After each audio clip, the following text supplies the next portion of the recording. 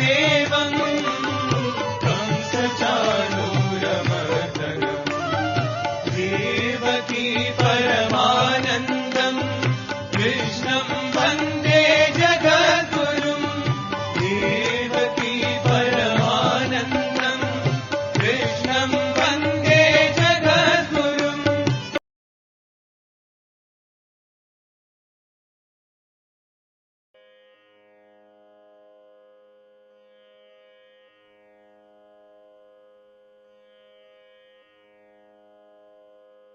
శ్రీ గురుభ్యో నమః. శ్రీమద్భాగవతంలో దశమస్కందంలో 76వ అధ్యాయం ప్రారంభించుకుంటున్నాం నేడు. ఇందులో సాల్వుడు శ్రీకృష్ణ పరమాత్ముడి ద్వారకా నగరం పైన దండెత్తడం అనేటువంటిది ముఖ్యమైన ఇతివృత్తంగా వ్యాసులు వారు వర్ణించడం జరిగింది. శ్రీకృష్ణ పరమాత్ముడు సంహరించినటువంటి అతి క్రూరాతి క్రూరమైనటువంటి అసురులలో సాల్వుడు కూడా ఒకడే. అందులో కూడా అనుసరించింది ఎవరున్నాయంటే జరాసంధుణ్ణి శిశుపాలుని సేవించినటువంటి వాడు. పరమాత్ముడి యొక్క అవతార ప్రయోజనానికి ముఖ్యమైనటువంటి కారకుల్లో వీడు కూడా ఒకడు. వీడి తర్వాత ఇంకా దంతభక్తుడు మొదలైనటువంటి అసురులు కూడా స్వామివారు నిర్మూలించడం జరుగుతుంది. ఈ సాల్వుడు ఇంకా చెప్పాలంటే మహాభారతంలో భీష్ముడికి చిన్నప్పుడు జరిగినటువంటి ఘటన, ఎప్పుడైతే కాశీ రాజకుమార్తెలైనటువంటి అంబిక అంబాలికల్ని విచిత్ర వీరుడి కోసం చెప్పి తీసుకొచ్చాడో, ఆ తీసుకొచ్చినటువంటి ఘటనలో అంబ ఇష్టపడినటువంటి మహారాజు సాల్వుడు. ఈ సాల్వుడు భీష్ముడితో యుద్ధం చేయడమే కాకుండా ఆ యుద్ధంలో పరాజితుడైపోయి ఎన్నో రకాలుగా చివరికి అవమానం పాలు పొంది అంబని కూడా విడిచిపెట్టేస్తాడు. ఇట్లా భీష్ముడి చేతిలో ఓడిపోయినటువంటి నేను నిన్ను స్వీకరించలేనని చెప్పి తిరస్కరించాడు. అయితే ఇక్కడ శ్రీకృష్ణ పరమాత్ముడితో కూడా శత్రుత్వాన్ని పెంచుకున్నాడు సాల్వుడు. ఎలా అంటే జరాసంధుడికి శిశుపాలుడికి ఒక రకమైనటువంటి సైనికాధికారిగా, మంత్రిగా అనేకమైనటువంటి సహాయ సహకారాలు అందిస్తూ వచ్చినటువంటి వాడు సాల్వుడు. శిశుపాలుడికి చాలా మంచి మిత్రుడు కూడా. అటువంటి శిశుపాలుడి యొక్క మరణం సంభవించింది. అందులో శిశుపాలుడిని చేసుకోవడానికి వచ్చినటువంటి రుక్మిణిని శ్రీకృష్ణ పరమాత్ముడు చేసుకోవడం జరిగింది. ఇటువంటి ఘట్టాలతో సాల్వుడు శ్రీకృష్ణుడి పైన వైరం పెంచుకుని ద్వారకా నగరాన్ని ముట్టడించడం జరుగుతుంది. ఇతడు చేసినటువంటి మరొక విశేషం ఏంటంటే పరమేశ్వరుని మెప్పించి ఒక అద్భుతమైనటువంటి విమానాన్ని సృష్టించుకుని ఆ వరప్రసాదంతో వచ్చినటువంటి విమానంతో ద్వారకా నగరాన్ని ముట్టడించడం జరుగుతుంది. ఆ ఘట్టాన్ని నేడు మనం ప్రస్తావించుకుందాం. ముందుగా భగవత్స్మరణ చేసుకుందాం. ఓం శుక్లాంబరధరం విష్ణుం శశివర్ణం చతుర్భుజం ప్రసన్నవదనం ధ్యాయేత్ సర్వవిఘ్నోపశాంతయే వ్యాసం వసిష్ఠనప్తారం శక్తేః పౌత్రమకల్మషం పరాశరాత్మజం వందే సుఖతాతం తపోనిధిం వ్యాసాయ విష్ణురూపాయ వ్యాసరూపాయ విష్ణవే నమో వై బ్రహ్మనిధయే వాసిష్ఠాయ నమో నమః. నారాయణం నమస్కృత్య నరం చైవ నరోత్తమం దేవీం సరస్వతీం వ్యాసం తతో జయముదీరయేత్. హరి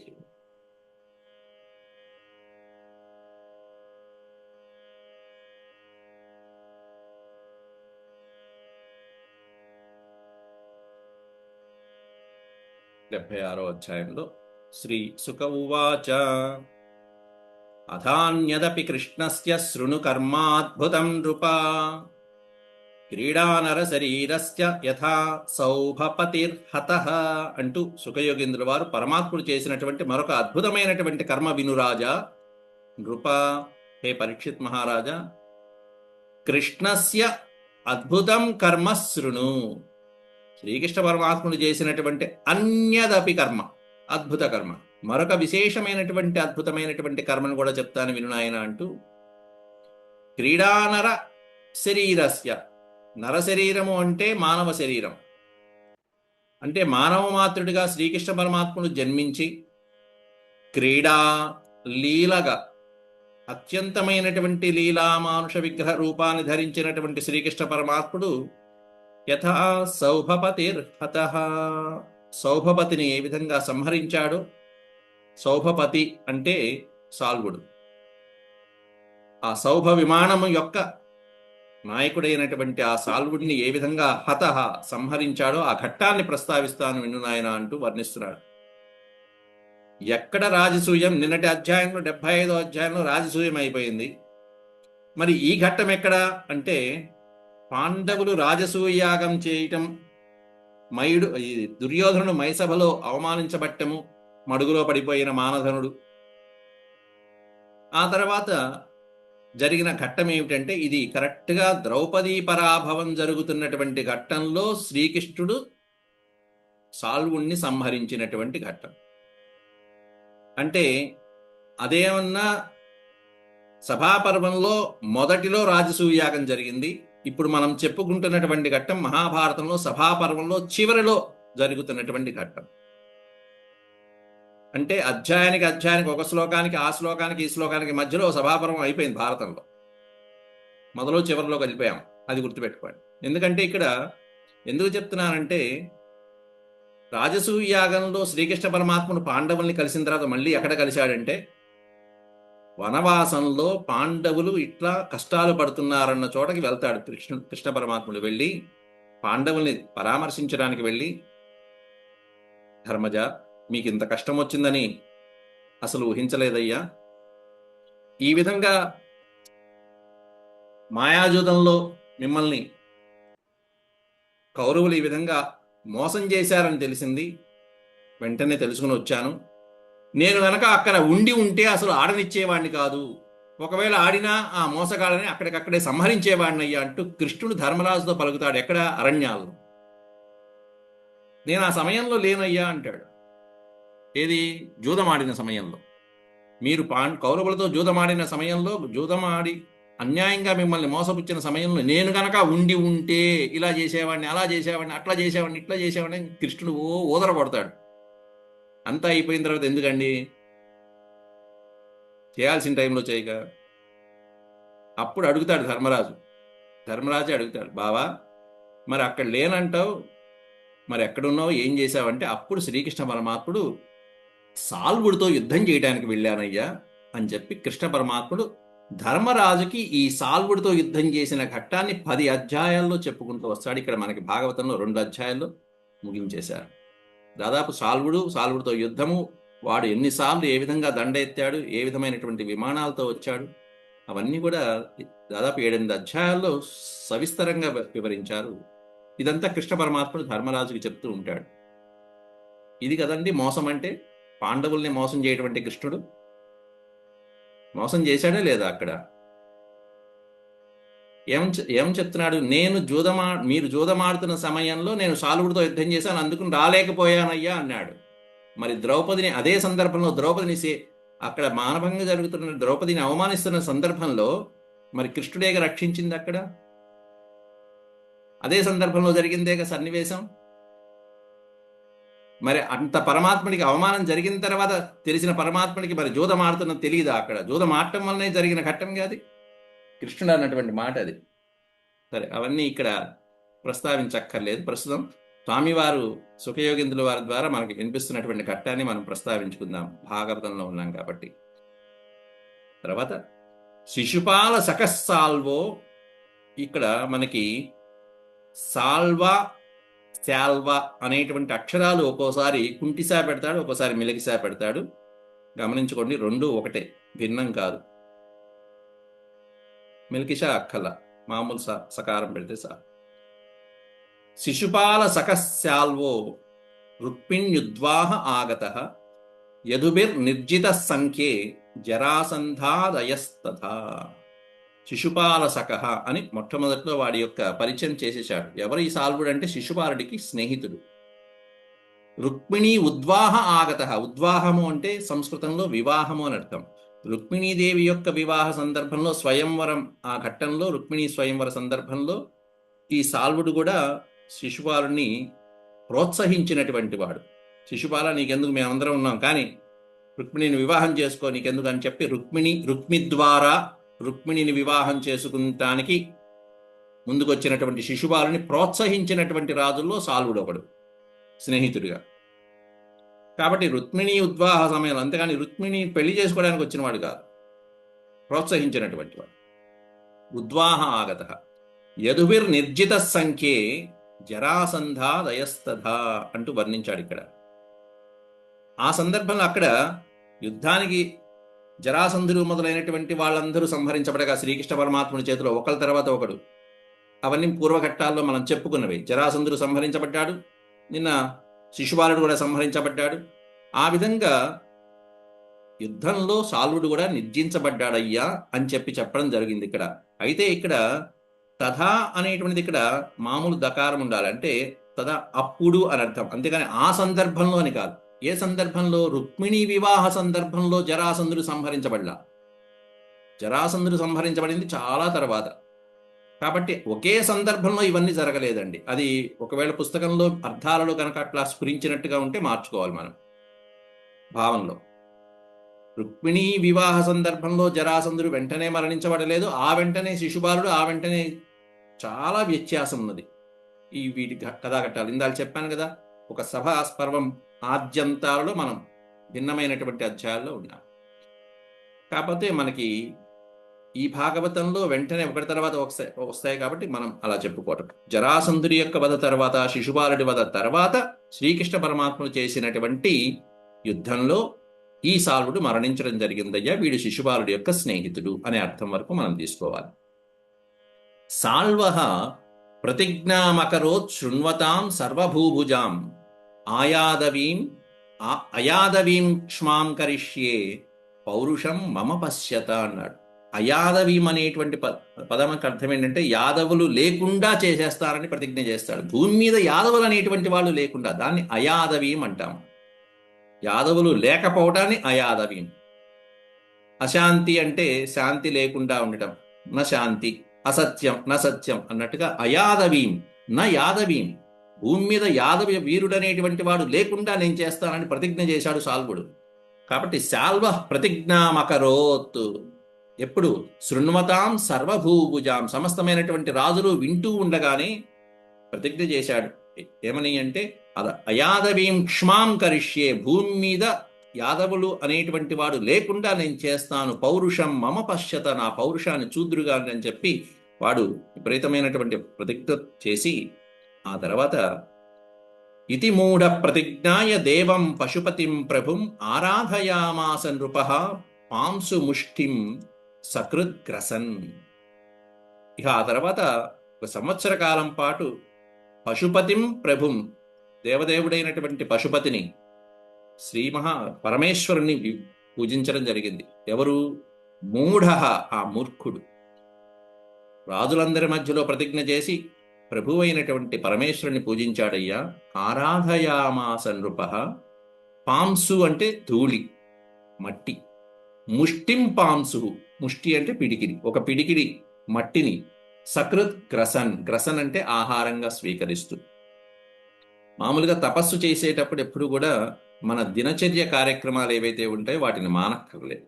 అంటే స్నానము, సంధ్యావందనాదులు ఏవైతే ఉంటాయో, ప్రాతకాల సంధ్యావందనాదులు అవన్నీ చేసుకుంటూ క్రమక్రమంగా ఆహార నియమాల్ని తగ్గించుకుంటూ ఆ సమయాన్ని కూడా తపస్సుకి కేటాయించడం అనేది ప్రధానమైనది. అర్జునుడు కూడా ఈ పాశుపతాస్త్రాన్ని సంపాదించేటప్పుడు కూడా మొట్టమొదట ఫలాలు, పుష్పాలు, ఫలాలు, ఆకులు, కందమూలాలు మొదలైనటువంటివి తీసుకోవడం, వారానికి 2 సార్లు తీసుకోవడమే మొదటి నెల. 2వ నెలకు వచ్చేటప్పటికి 15 రోజులకు ఒకసారి తీసుకున్నాడు. 3వ నెలకు వచ్చేటప్పటికి కేవలం వాయుభక్షణ.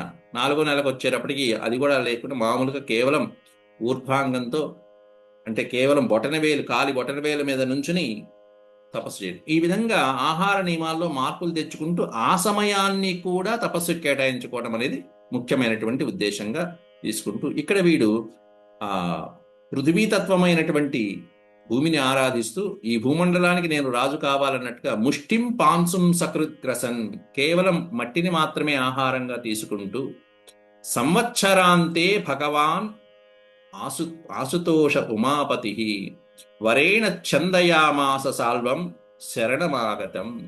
సంవత్సర కాలం పాటు వాడు కఠోరమైనటువంటి తపస్సు చేస్తే సంవత్సర అంతే చివరి సమయంలో ఉమాపతి అయినటువంటి భక్తవత్సలుడైనటువంటి పరమేశ్వరుడు తుతోష, ఇక్కడ భగవాన్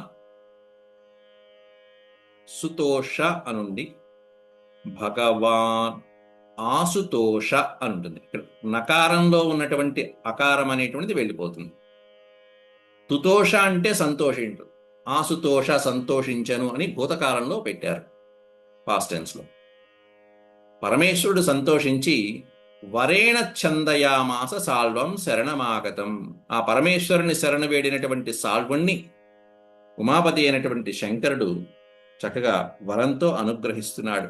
వరాన్ని కోరుకోవయ్యా, నీకు ఇష్టం వచ్చినటువంటి వరాన్ని కోరుకో, నేను ఇస్తాను అని చెప్పి అనుగ్రహిస్తుంటే వీడు ఏ సంకల్పంతో అయితే, ఏ దురుద్దేశంతో అయితే తపస్సు చేశాడో దానికి తగ్గట్టుగా వరాన్ని కోరుకుంటున్నాడు. దేవాసుర మనుష్యాణం గంధర్వోరగ రక్షసాం అభేద్యం కామగం వవ్రే సయానం వృష్ణిభీషణం. ఈ కామగం అనేటువంటి దాంట్లో గమ్ అంటే గమనము అని అర్థం. ఒక గమ్ అనే ధాతువుకి అర్థం గమనము అంటే ప్రయాణించేటువంటిది అని అర్థం. ఎట్లా గమనం చేసేది? కామగం అంటే కామగమనము కలిగినటువంటి ఒక యానము. యానం అంటే వాహనం.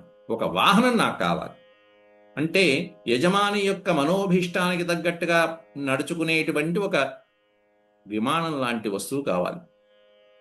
అది నేను కోరుకుంటున్నానయ్యా మహాప్రభు. వవ్రే, వవ్రే అంటే వరించుట, కోరుకునుట. ఎట్లాంటిది అది? ఎటువంటి విమానం కావాలి, ఎటువంటి వాహనం కావాలి అంటే దేవ అసుర మనుష్యాణం గంధర్వ ఉరగ రక్షసాం, వీళ్ళ చేత అభేద్యమైనటువంటి విమానం కావాలి. అభేద్యం అంటే నభేద్యం, వాళ్ళెవరూ ఛేదించలేనటువంటి, నాశనం చెయ్యలేనటువంటి కామగమనం కలిగినటువంటి ఒక వాహనం నాకు కావాలి. అది ఎట్లా ఉండాలంటే వృష్ణిభీషణం, వృష్ణి వంశీయులకి బీభత్సాన్ని, భయాన్ని కొలిపేట్టుగా ఉండాలి ఆ వాహనం.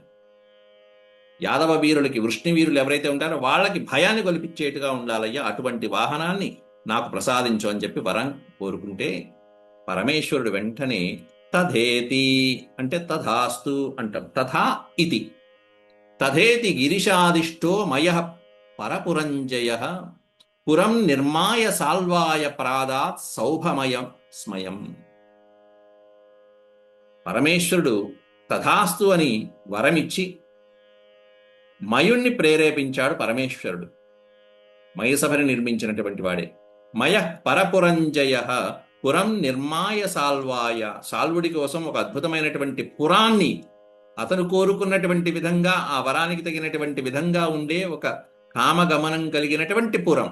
మనకి త్రిపురాలయం ఎలా అయితే ఉందో అట్లాంటిదే. నిర్మాయ సాల్వాయ ప్రాదాత్ సౌభమయస్మయం, సౌభమయస్మయం. కాబట్టి ఆ మయుడి చేత సౌభము అనేటువంటి పేరు కలిగినటువంటి విమానం, అద్భుతమైనటువంటి కామగమనం కలిగినటువంటి విమానం. అంతేకాకుండా శత్రువుల్ని, పర అంటే శత్రువు, పర పుర పురం జయ, శత్రువుల యొక్క పురములని జయించేటువంటి శక్తి కలిగినటువంటిది అని దాని అర్థం. పర అంటేనే శత్రువు, ఇతరులు మామూలుగా మన శబ్దం. శత్రువుల యొక్క పురములని కూడా జయించేటువంటి శక్తి కలిగినటువంటి ఒక అద్భుతమైనటువంటి పురాన్ని సాల్వుడుకి వరంగా ఇచ్చాను కాబట్టి నువ్వు నిర్మించమంటే మయుడు దాన్ని నిర్మించి సౌభం అనేటువంటి పేరుతో ఒక బ్రహ్మాండమైన లోహమయమైనటువంటి సౌభమయస్మయం. ఇక్కడ దీంట్లో అయస్మయం అనే పదం ఉంది చూసారా? అయస్మయం, అయము అంటే ఇనుము, అయస్మయం అంటే ఇనుముతో కూడుకుని ఉన్నటువంటి, లోహముతో నిర్మించబడినటువంటి ఒక భయంకరమైనటువంటి సౌభం అనే పేరు కలిగిన విమానాన్ని మయుడు నిర్మించిస్తే వాడు దాన్ని అధిరోహించి అక్కడి నుంచి ఇక వెంటనే ద్వారకా మీదకి యుద్ధానికి వెళ్తున్నాడు. సలద్వా కామగం యానం తమోధా మధురాసదం యయౌ ద్వారవతీం శాల్వో వైరం వృష్ణీకృతం స్మరన్. వైరం వృష్ణీకృతం స్మరన్. శత్రువులైనటువంటి యాదవ వీరులైనటువంటి వృష్ణివంశీయులు వాళ్ళ యొక్క వైరాన్ని తలుచుకుంటూ సలద్వా కామగమ్యానం తమోధామ దురాసదం. కామగమ్యానం లబ్ధ్వా అంటే పొంది, మయుడు చేసినటువంటి శివుడి వరం ప్రకారం ఆయన నిర్మించినటువంటి సౌభగం అనేటువంటి విమానాన్ని పొంది తమోధామం అంటే అంధకారమయమైనటువంటి, లోపలంతా అంధకారంగా ఉన్నటువంటి, అంత ఇనుముతో చేసినటువంటిది.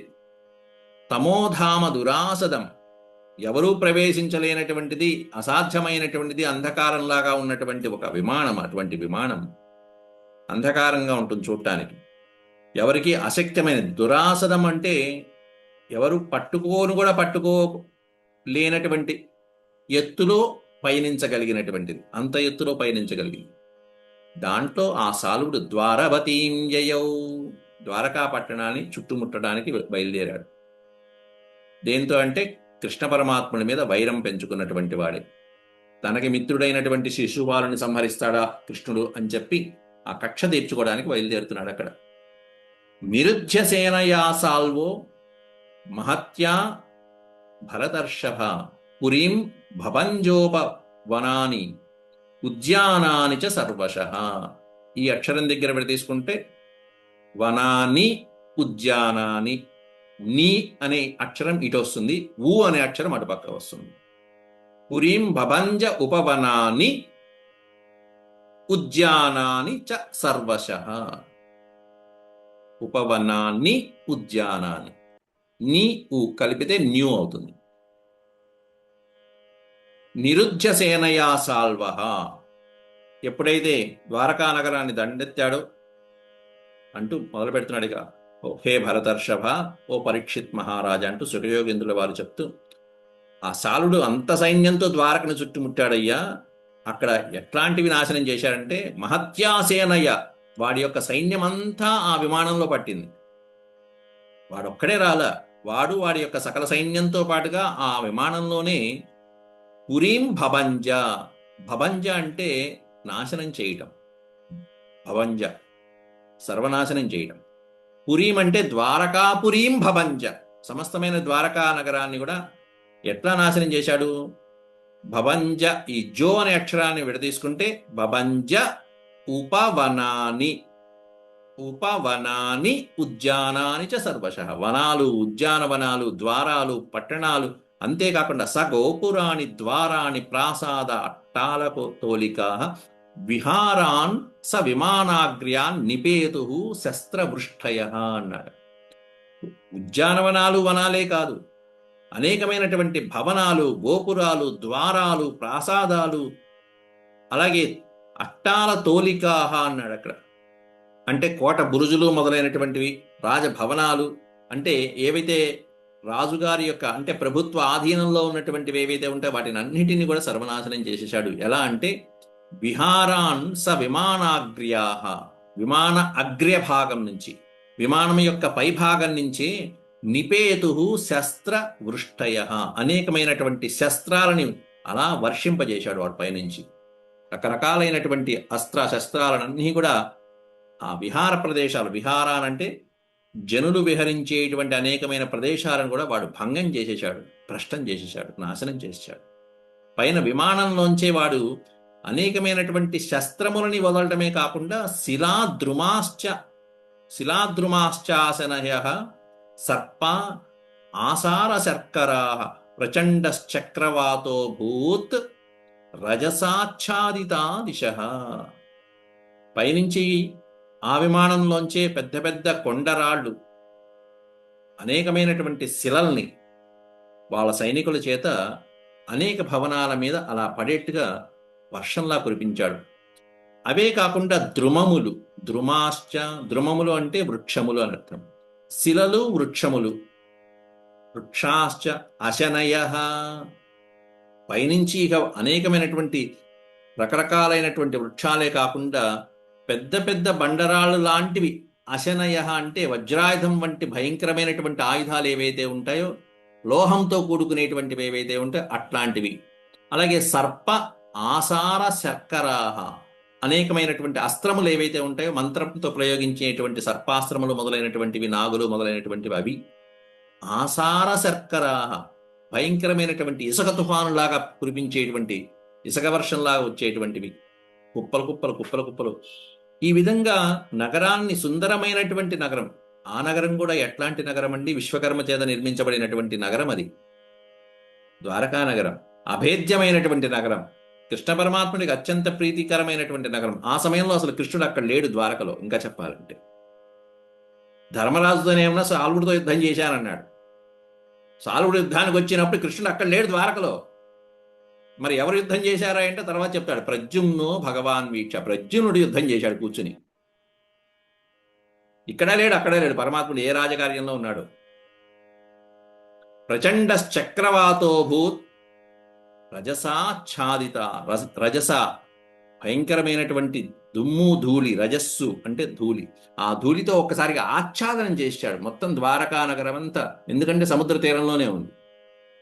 ఆ సముద్ర తీరంలో ఉన్నటువంటి దాన్ని మొత్తం అంతా సముద్రమయం చేసేద్దామా అన్నట్టుగా మొత్తం దుమ్ము ధూళితో ఆచ్ఛాదనం అంటే కప్పివేయుట, నగరాన్ని కప్పివేసేటువంటి విధంగా చేసుకుంటూ వచ్చాడు.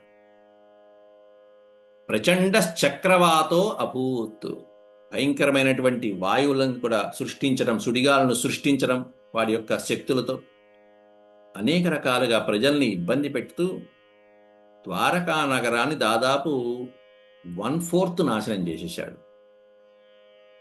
తర్వాత లోపల ఉన్నటువంటి వాళ్ళు, అసలైనటువంటి వాళ్ళు, గదులు, సాంబుడు, ప్రద్యుమ్నుడు మొదలైనటువంటి వాళ్ళు ఎవరైతే ఉన్నారో వాళ్ళు యుద్ధానికి వచ్చారు. దాంట్లో ప్రద్యుమ్నుడు అరివీర భయంకరంగా యుద్ధం చేస్తాడు. ఇత్యధ్యమానా సౌభేన కృష్ణస్య నగరీభృశం నాభ్యపద్యత శం రాజం స్త్రీపురేణ యథామహి. రాజం, ఈ పదాన్ని ఈ స్త్రీపురేణ అనేటువంటిది మనం తీసుకోవాలి. త్రిపురేణ యథామహి, త్రిపురములు అనేటువంటిది, త్రిపురాసురుడి యొక్క పట్టణం త్రిపురములు. కాబట్టి ఆ పదాన్ని మనం చదివేటప్పుడు విభజించుకోవాలి. నాభ్యపద్యత శం రాజన్, రాజన్ అనే సంబోధన ఇక్కడ సుఖయోగేంద్రుడు పరీక్షిత్తుని సంబోధిస్తూ చెప్పినట్టు, హే రాజన్ త్రిపురేణ యథామహి అనేటువంటిది మొట్టమొదట పెట్టుకోవచ్చు అక్కడ మనం. అంటే త్రిపురాసురుని చేత భూమండలం ఏ విధంగా అయితే ఎంత నష్టపోయిందో, ఏ విధంగా అల్లకల్లోలమైపోయిందో, యథా ఏ విధంగా మహి భూమి త్రిపురేణ, త్రిపురాసురుని చేత వాడి యొక్క నగరము ఆ పరమేశ్వరుడు ఇచ్చినటువంటి వరంతో వాడు ఏ విధంగా అల్లకల్లోలం చేశాడో అదే విధంగా సౌభేన, సౌభ విమానము చేత, ఆ సౌభ విమానం కలిగినటువంటి సాల్వుడి చేత కృష్ణస్య నగరీ భృశం, శ్రీకృష్ణ పరమాత్ముని యొక్క నగరం ఎన్నో రకాలుగా నాభ్యపద్యత శం, శం అంటే సుఖము, సంతోషం, సర్వనాశనమైపోయి ఆ నగరవాసులందరూ కూడా సుఖాన్ని, సంతోషాన్ని పొందలేకపోయారు. నా అభ్యపద్యత, సంతోషాన్ని పొందలేకపోయారయ్యా మహారాజా అంటూ సుఖయోగేంద్రుల వారు సాల్వుడు చేసినటువంటి భీభత్సాన్ని, సృష్టించినటువంటి భీభత్సాన్ని, పోనీ యుద్ధం చేద్దామా అంటే వీడు తప్పించుకుంటాడు, మధ్యలో కనిపించడు. రామాయణంలో ఇంద్రజిత్తు ఏ విధంగా మాయలతో యుద్ధం చేశాడో రామలక్ష్మణులతో, ఆ విధంగా యుద్ధం చేసినటువంటి వాడు మహాభారతంలో సాల్వుడు ఒక్కడే. అట్లాంటి సాల్వుడిని ఓడించడం అంటే చాలా కష్టతరమైనటువంటిది. ఎన్నో రోజులు పట్టింది కృష్ణ పరమాత్ముడికి. అట్లాంటి యుద్ధంలో నేను ఇట్లా పాల్గొన్నానయ్యా అంటూ శ్రీకృష్ణ పరమాత్ముడే చెప్తాడు. నెలల కాలం పాటు పట్టింది వీళ్ళిద్దరి మధ్యలో యుద్ధం. ఎంతో మంది అసురుల్ని సంహరించాడు శ్రీకృష్ణ పరమాత్ముడు ఈ యుద్ధంలో. వాటి వివరాలన్నీ కూడా రేపటి భాగంలో మళ్ళీ మనం సవిస్తరంగా చెప్పుకుందాం. అంతవరకు సెలవు. ఓం శాంతి శాంతి శాంతి. యదక్షరపదభ్రష్టం మాత్రాహీనం చ యద్భవేత్ తత్సర్వం క్షమ్యతాం దేవనారాయణ నమోస్తుతే. సర్వం శ్రీకృష్ణార్పణమస్తు. హరి ఓం.